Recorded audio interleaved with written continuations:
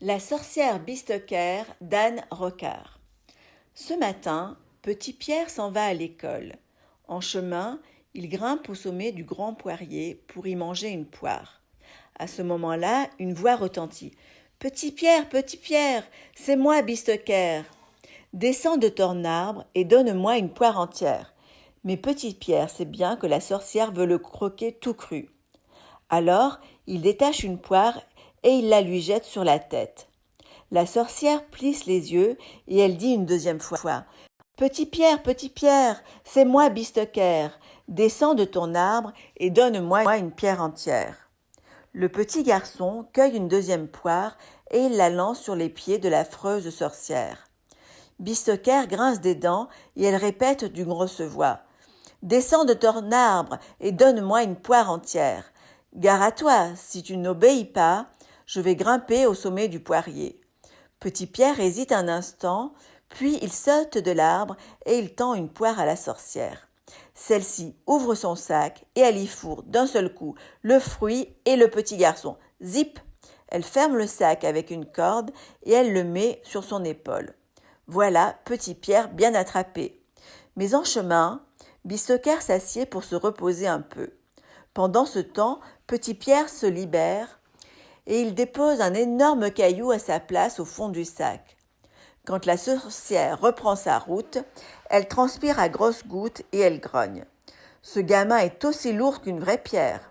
Arrivée chez elle, Bistoker allume un feu sous une marmite remplie d'eau. Elle prend son sac sans regarder ce qu'il contient et elle jette dans la marmite l'énorme caillou. Plaf! L'eau bouillante jaillit de tous les côtés. « Ouïe, ouïe, ouïe !» hurle la sorcière. « Je me suis brûlé les pieds. Ouïe, ouïe, ouïe !» Petit Pierre s'est transformé en rocher. Le lendemain, Bistoker décide de se venger. Elle retourne sous le poirier et elle appelle Petit Pierre. « Descends de ton arbre et donne-moi une pierre entière. »« Pas question, dit le petit garçon. Je n'ai pas envie que tu m'attrapes comme hier. »« Je ne le ferai plus jamais, parole de sorcière, promet Bistoker. » Mais dès que petit garçon pose le petit pied à terre, l'affreuse sorcière le saisit par le bras et elle le jette dans son grand sac. Bistoker a mal aux pieds, elle avance à pas lents et un peu plus loin, elle s'assied sur quelques instants au bord du chemin.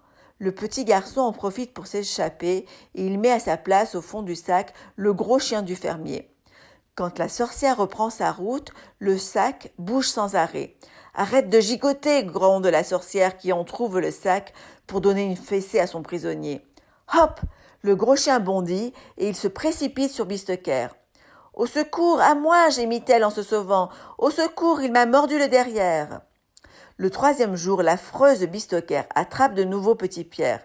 Cette fois-ci, elle ne le lâche pas le sac une seule seconde. Elle ne se repose pas en route, elle va droit chez elle, malgré ses pieds bandés et son derrière couvert de pansements. Arrivée dans sa maison, elle veut jeter son prisonnier dans la grande marmite, mais Petit Pierre lui échappe. Il empile 2 tabourets sur une chaise, il met le tout sur la table et il grimpe au-dessus de la cheminée. « Je pense en faire autant, » grimace la sorcière. Elle escalade la pyramide, mais tout à coup elle perd l'équilibre et elle tombe la tête la première dans le feu où elle disparaît à tout jamais.